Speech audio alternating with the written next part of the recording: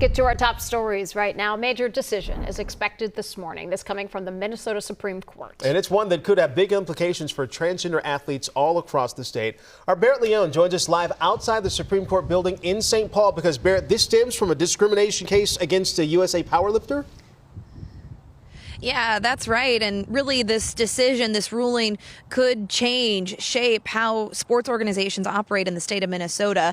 We do expect a ruling from the state's highest court later this morning. But this case centers around J.C. Cooper, a transgender athlete who says she was discriminated against by USA Powerlifting because they denied her entry into competing in women's events. So this lawsuit alleges that USA Powerlifting discriminated against J.C. Cooper when they denied her entry to 2 competitions in 2018. Her attorneys argue the policies of USA Powerlifting are in violation of Minnesota's Human Rights Act. On the other hand, USA Powerlifting says it's not discrimination, arguing Cooper would have a physical advantage in the women's category. We caught up with Cooper's attorney last December, shortly after the case was put in the hands of Minnesota Supreme Court. It's just basic discrimination law that you can't pick out people based on who they are, based on averages, generalizations, and stereotypes about what their bodies are like. That's true for cisgender women, it's true for transgender women, and it's really important that we make sure that law is enforced. Now, if the court sides with Cooper, advocates say that it would reaffirm Minnesota's leadership with transgender rights. Now, we do expect that ruling later this morning around 10 o'clock.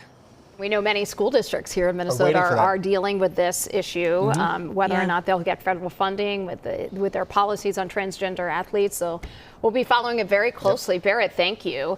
Happening today, Minnesota's capital city is taking the next step in creating stricter gun laws. Today, the Gun Violence Prevention Ordinance will officially be introduced at the St. Paul City Council meeting.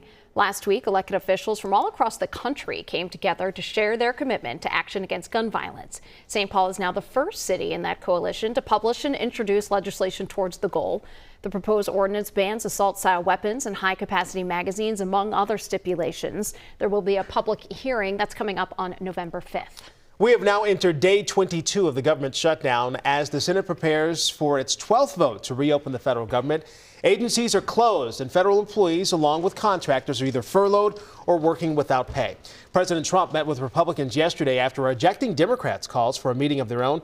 He says he'll be happy to meet with them once the government is open again. Meanwhile, Democrats are not backing down on their demand for Republicans to negotiate on the rising costs of health care. We're hopeful that this will be the week when we break out of this and the Democrats come to their senses. Tomorrow, the Senate could take up a GOP bill that would allow some federal workers, like active duty military, to get paid. A source also confirmed to CBS News that Senate Democrats are working on a bill to pay all federal workers. As the shutdown drags on, Trump administration officials tell CBS News it will release around $3 billion in assistance for U.S. farmers. Minnesota Senator Amy Klobuchar appeared on CNN last night to talk about the shutdown. Here's what she had to say. The president needs to meet with the leaders of Congress. Leader Schumer, Leader Jeffries asked to meet again before he flies off to yet another part of the world. He's been willing to negotiate in the Mideast. He's been willing to negotiate in Asia, but he's not willing to walk down the block and meet with the leaders of Congress. So I think what has changed since the beginning of this is the American people are starting to see the bills. They're starting to see their premiums go up at the same time. Their grocery costs are going up. Their electricity is going up. And these premiums are going to double. November 1st is the date. Senator Klobuchar went on to discuss just how many Americans living in rural areas have Affordable Care Act plans. Healthcare and extending the Affordable Care Act, they've been sticking points for Democrats like Klobuchar. Meanwhile, Republicans say they are willing to negotiate once the government has reopened. Now, as federal employees go without paychecks, local food shelves say they are seeing an uptick in visits. Over at Groveland Emergency Food Shelf in Minneapolis, for example, staff say they've seen up to 32 new faces per day over the last 2 months.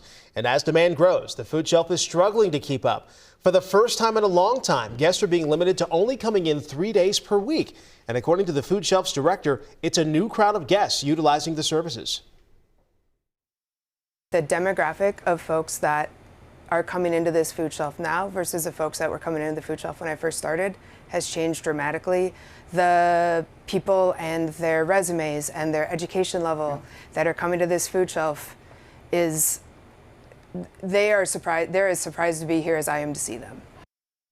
Cuts to SNAP and other federal programs are causing more demand as well. On November 1st, money for SNAP benefits will run out.